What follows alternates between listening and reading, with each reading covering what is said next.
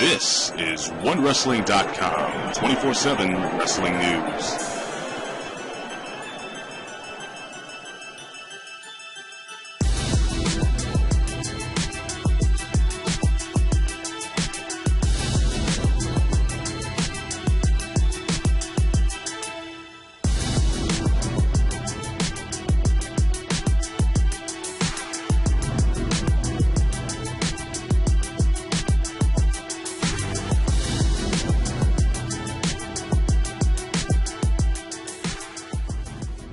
Ladies and gentlemen, this is Big Ray's Wrestling Show. You know me, I'm the mark of the masses, the man with the plan. Big Ray here to stay to talk some TNA Today Impact 2/28/2013. Ladies and gentlemen, first and foremost, excuse me, I just got over another bad cold. It's one of the worst cold seasons I've ever seen here in the United States.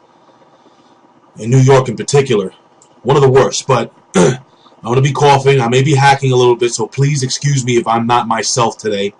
But again, we're talking about Impact 2/28/2013, ladies and gentlemen. We are back in the Impact Zone in Florida, ladies and gentlemen. We're 10 days away from lockdown, ladies and gentlemen. It is going to be an epic night of professional wrestling. Not sports entertainment, professional wrestling, ladies and gentlemen. Are you ready? Well, we jump right in, ladies and gentlemen. Last week, we saw the Aces and Eights standing victorious over Sting, Hulk Hogan, Bully Ray, and Brooke after decimating Hulk Hogan, taking him out. Hulk Hogan didn't really even show up tonight. Hulk Hogan being injured by the Aces and Eights. Brooke Hogan not showing up tonight. Would Bully Ray and Sting be there? We're going to find out, ladies and gentlemen. We jump into the night, and we have Bully Ray. And Bully Ray goes to the ring, so he does show up. And Bully Ray, and I quote, is pissed off. Bully Ray talks about how Aces and Eights basically has taken everyone out. And not only that, but Aces and Eights destroyed Bully and Brooke's beloved wedding day. Well, Bully Ray swears to God, and I quote, that he will destroy the Aces and Eights, and in particular, he will destroy Devon. Well, Bully Ray basically calls out his opponent for lockdown for the TNA World Heavyweight Championship, Jeff Hardy. Jeff Hardy comes to the ring, and Jeff Hardy basically, Bully Ray says that, you know, look, there was a tournament, and the tournament was to show Hulk Hogan who was the person who was supposed to be the #1 contender for Jeff Hardy. Now, everybody's been saying that Bully Ray's only got the shot because he's, well, Hulk Hogan's son-in-law. But the fact of the matter is, Hulk Hogan feels that this is the right person. And speaking to Jeff Hardy actually speaks about, you know, their history. How, you know, well, first and foremost, he puts over the world title as the most prestigious world heavyweight title in wrestling. That's their opinion. What's your opinion, ladies and gentlemen? You can leave a comment below here at YouTube/OneWrestlingVideo or OneWrestling.com. Hit me up on Twitter at Big Ray Show. Puts it over as the most prestigious world heavyweight title. And Bully Ray actually says, again, that he doesn't feel like he deserves the title shot. Well, Jeff Hardy begs to differ. And Jeff Hardy, again, they go into their history, and and Jeff Hardy basically says that they've been through a lot of tables, that they've been hit with a lot of chairs, and they've climbed a lot of ladders together. And it's going to be an epic night of professional wrestling. Well, Bad Influence comes in, and Bad Influence, again, one of my favorite tag teams, Cass and Daniels, they come into the ring, they basically cut a promo stating that, you know what, you're right, Bully Ray, you do not deserve to be the #1 contender for the World Heavyweight Championship. And Daniels comes in with his little apple martini, or appletini, whatever the hell you call it. And Bully Ray actually takes the apple martini, and he drinks the apple martini, spits the apple martini back in the glass, into the face of Christopher Daniels. And then they attack. Well, ladies and gentlemen, we have a tag team main event tonight. It will be Christopher Daniels and Cass, Bad Influence, the best tag team in professional wrestling. Again, that's my opinion. I would like to know what you guys think. Versus Bully Ray and, yes, the man of the hour, Jeff Hardy. We move on. Now we go to the announce booth, and we see that not Jeff, but Taz is missing from the commentating booth. But Gail Kim joins the commentating booth. Gail Kim is actually the #1 contender for the Knockouts Championship. Now, you guys know how I feel about the Knockouts division. I really don't get into it much. Again, I feel that the Knockouts should focus more on good wrestlers, but we'll move on. And we have Velvet Sky as the champion. Not my favorite wrestler, not my favorite knockout in TNA, versus Tara, who is actually one of my favorite knockouts. And Tara, and she's with Jesse, and basically we go into the match, and Jesse, again, is trying to get involved in the match, and he actually gets tossed out of the ring. Tossed out of the arena by the referee. And while this is all happening, Tara is obviously distracted. Tara turns around and gets hit with the butterfly wings for the 1, 2, 3. So the champion, Velvet Sky, goes over really strong, setting up a Knockouts Championship match between her and Gail Kim at Lockdown. Should be actually pretty interesting. So we have Hernandez and Chavo backstage, and they're basically getting on Austin Aries' case. Austin Aries on his cell phone with Bobby Roode, talking about some type of photo shoot they're supposed to attend, so on and so forth. And you know, and Aries basically says, you know, he could beat anybody by himself. He doesn't need any help. Well, Chavo and Hernandez actually take exception to this, and Chavo says, you know what, you want to fight? We're going to fight. But you're not going to fight me. You're going to fight my big man, Hernandez. It's going to be interesting. We go into that match. And in this match, we have Austin Aries versus the big man, Hernandez. And actually, this was a relatively quick match. Now, Austin Aries is basically in the ring, and he's getting dominated by Hernandez. And there was a point in juncture where, you know what, Austin Aries says, forget about this, takes his tag team title, and he starts to walk out of the arena. Well, Hernandez actually chases him down, tosses him back inside the ring, ladies and gentlemen. And they continue the match. Well, now, you know, Austin Aries doesn't want to have anything to do with Hernandez. He actually begs Hernandez, please, do not beat my behind anymore. And he says, you know what, here's a show of solidarity. I'm going to give you the tag team title. Well, Hernandez actually takes the tag team title, and he's about to hit Austin Aries with the tag team title. But the referee actually pulls the tag team title away from Hernandez. Now, while Hernandez is being, again, distracted by the referee, a lot of this happens tonight for some reason, where the referee is getting involved. But anyway, while he's being distracted by the referee, we have Austin Aries, who reaches into his trunks, pulls out a chain, wraps it around his hand, and knocks Hernandez out. He actually takes the chain and puts it in Hernandez's trunk, gets the clean, well, not the clean, but the dirty 1, 2, 3 pin. Austin Aries goes over Hernandez. We go backstage and we see Sting. And Sting is talking to Joseph Park, and Joseph Park is munching down on some ribs, and he's explaining to him about how, you know, how he's been ribbed, how he's been, you know, the guys in the back are playing jokes on Joseph Park. Joseph Park wants to be a part of Team Sting at Lockdown. Well, Sting says, I'll think about it. But who does he see? Matt Morgan walking in. And Sting approaches Matt Morgan. And to make a long story short, Sting wants Matt Morgan to be a part of Team Sting. Well, Matt Morgan doesn't want to have anything to do with Sting. It's guilt by association, basically. If you're involved with Hulk Hogan, Matt Morgan wants nothing to do with you.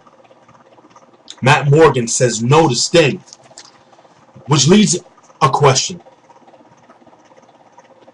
Wouldn't it be a big impact, no pun intended, actually pun intended, if Matt Morgan was a member of the Aces and Eights? Now, I know we have a lot of members of the Aces and Eights, but, you know, maybe they can eliminate some of the weaker links like the MWO did back in the day and bring Matt Morgan in. Or maybe Matt Morgan is going to end up being the savior of TNA. We don't know, ladies and gentlemen. I would like to know what you guys think. If you guys were booking the show, if you guys were booking the events, how would you have Matt Morgan be a part of this whole Aces and Eights storyline? We move on to the X Division Championship match between RVD and Kenny King. And I'm going to have my personal opinion on this match. And I really want to hear from you guys, because I was not happy with how this match was put together and how it was basically handled. Now, we have Kenny King, and basically he's backstage with RVD, and he says, look, RVD says, if you lose this match, you're not going to get another title shot. Well, Kenny King agrees. Now check this out. Towards the end of the match, RVD goes to the top rope. He has Kenny King down. He goes for the, well, I thought he was going to go for the frog splash. For some freaking reason, he goes for a 450 splash and misses it. Now, again, I'm not a professional wrestler. I'm not a professional booker. I'm not a manager. I am a fan. And I did notice that, and to me it looked like Kenny King was supposed to go over and win the match. RVD does the 450 splash. Kenny King goes for the pin. He has him hooked 1, 2, 3. And I think actually Earl Hebner counted 1, 2, 3. But the match continued, and you could see the fans reacting. They weren't very happy. And then Kenny King goes and awkwardly picks RVD up, and he can barely get him up above his head, and he puts him in the Royal Flush, and then he beats him for the 1, 2, 3. It was a very anticlimactic way of having Kenny King win this title. I thought they should have strung it along a little bit longer. I thought it maybe would have been a little more interesting if Kenny King would have lost, and then you think that he lost his title shot. Then he maybe attacks RVD later in the evening. RVD, out of anger, says, you know what? I want you at Lethal Lockdown in a steel cage. But no, now Kenny King goes, and he is the X Division champion. And I've been waiting for Kenny King to win the championship, but I was not happy with how this basically ended. I don't know. Again, that's my opinion, ladies and gentlemen. It does not reflect on OneWrestling.com, but I would like to know what you guys think. Please leave a comment below here. We move on. We have the Aces and Eights in the ring. Specifically Devon doing most of the talking. And Devon, again, goes into the fact that the Aces and Eights are going to dominate TNA in 2013. Well, they finally won a couple of matches. It's about time that your dominant heel team wins a few matches. But but Aces and Eights actually, go over big last week. And he says they're going to dominate TNA wrestling. And then he goes on saying how Sting and Hogan are basically dreaming. They want to put a team together, so on and so forth, and it's all for naught, basically. Well, Sting comes down to the ramp, and Sting actually starts calling out his team members. Very interesting choice of team members. We'll go down the line here. First, Samoa Joe. Fantastic choice. Then we got, obviously, one of the biggest stars in TNA, Cowboy James Storm. But then it gets a little interesting, along with Sting. So we have 3 guys. Then he calls out Magnus, and I've been on the Magnus bandwagon for a little while now. Again, I feel that Magnus, and you guys in the UK, I want to hear from you guys. I know Magnus had, he really was put over huge in the United Kingdom over the last couple of weeks, and I personally think that Magnus has a lot of star potential. Again, looks great in the ring, works great in the ring, very good on the mic. I'm interested to see how they're going to put Magnus over in this match. I think that this match will be an opportunity to have Magnus become a star. I want to hear from some of you guys in the UK. Let me know what you guys think, and of course, you guys here in the United States or wherever you guys are sending us messages from, even if it's space. It'll be a little weird, but anyway. So we move on to the final guy, and Sting is saying, "Oh, I'm thinking out of the box, so on and so forth." And obviously, I'm like, "Oh, it's going to be Joseph Park."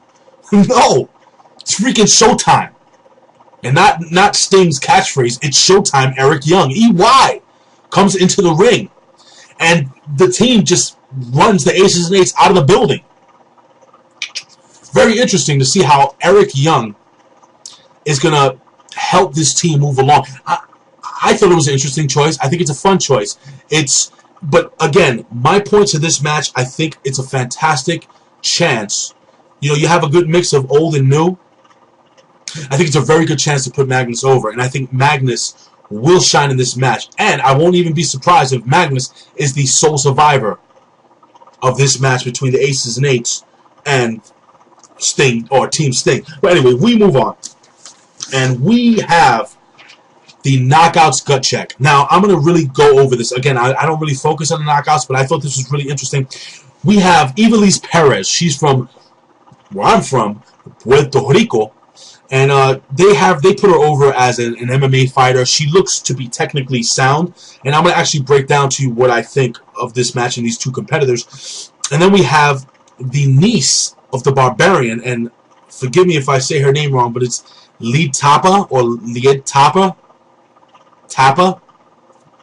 I'm trying. But she is the niece of one of the former members of the WWF's, one of the better tag teams back in the day, the Powers of Pain, the Barbarian, from the Isle of Tonga. So let's look at Miss Tapa. Wrestling's in her blood. She's a giant woman, and she worked like it during the match. Again, this is my opinion. I thought Tapa, she oversold a lot of her moves. She stomped around the ring, and she kind of looked like a female version of Zeus. If you don't know who Zeus is, go back, to the old WWF. Why don't you go on YouTube and look at Zeus versus Hulk Hogan? She was very slow, almost like El Gigante. I don't know if you guys remember that guy, but very slow, very deliberate. She has a great look, great size. She's only been wrestling 2 years. Again, this is my opinion. I think she needs a little more salt. Now we have Perez, and Perez seemed to be more athletic. She had a look. She was gorgeous. She was beautiful. She was in shape, and then she has that MMA background, or they're selling her as an MMA fighter, and she looks to be like a submission wrestler. Actually, Perez goes over with a guillotine choke, and Tappa was dominating the entire fight. So if you're going to give one of these girls a gut check contract or a TNA contract, I would definitely go, and not just because she's from Puerto Rico, and not just because she's beautiful, but I think that she actually went over very well. I think she took great bumps during the match.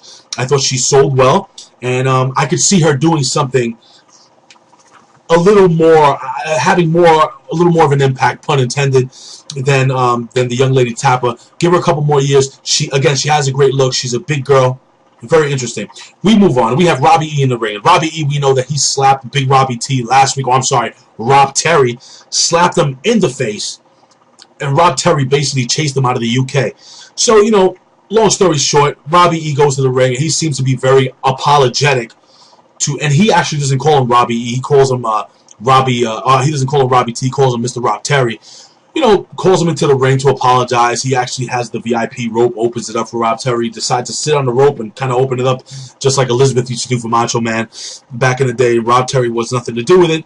Basically go back and forth. He says, look, you're the bigger bro, and bro, and I'm getting a little tired of the bro. I get it. You're like a Jersey Shore guy. I get it. But it was, it's pretty good. I saw the feud coming. If you check out my older videos, I knew the feud was going to come. And long story short, Robbie E starts, they hit the music. Robbie E starts doing his retarded little dance, or his ridiculous dance, and then he invites Rob Terry or Robbie T to, they fist bump, and I guess he forgives him, and Rob Terry, the music shuts down. Robbie E says he walks out of the ring. He's going to give him the spotlight, and Rob Terry starts doing that fist pumping, that flexing, whatever the heck he's doing. He looks better than me if I have my shirt off. I mean, the truth is the truth, ladies and gentlemen. But the fact of the matter is that while this is going on, Robbie E does the heel thing. He smashes a huge picture frame over the head of big Rob Terry. But Rob Terry gets back up, snarls, growls, and chases Robbie E outside the ring. So I see possibly the opening match, or one of the opening matches, for Lockdown. It'll be Robbie E versus Rob Terry. Again, my opinion. Rob Terry also showing a lot of charisma. He's getting a lot better in the ring. Again, my fans in the UK, or our fans at OneWrestling.com in the UK, leave a comment below regarding Rob Terry. I would like to know what you guys think. Now we move on to the main event of the evening, and it was actually a pretty decent tag team match between my favorite tag team, Bad Influence, Jeff Hardy, and Bully Ray. And basically the match ends, and it wasn't anything special in this match. It was a good match. These guys always put a good match together.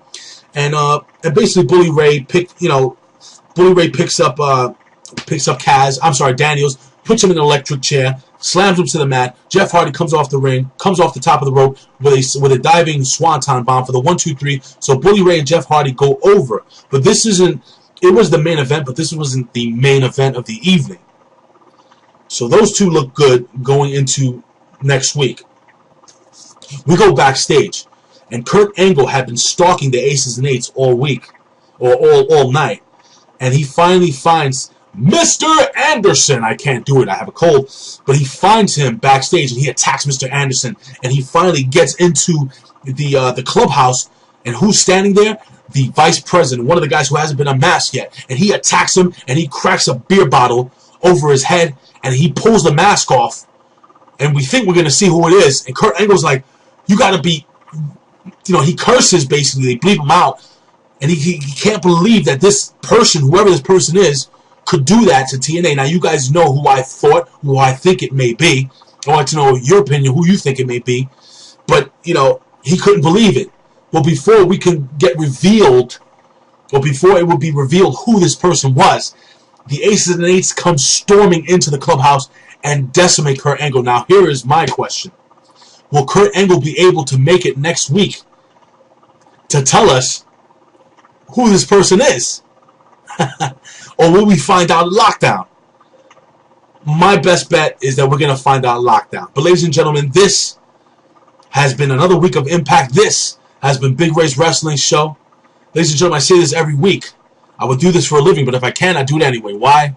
Because I love talking wrestling. Ladies and gentlemen, thank you for bearing with my cold voice.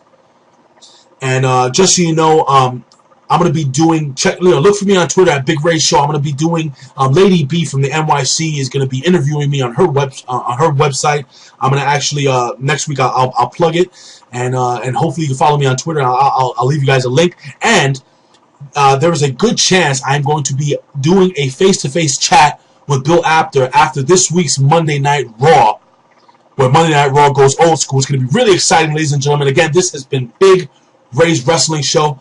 I hope to see you next week. Check us out here every single week at OneWrestling.com.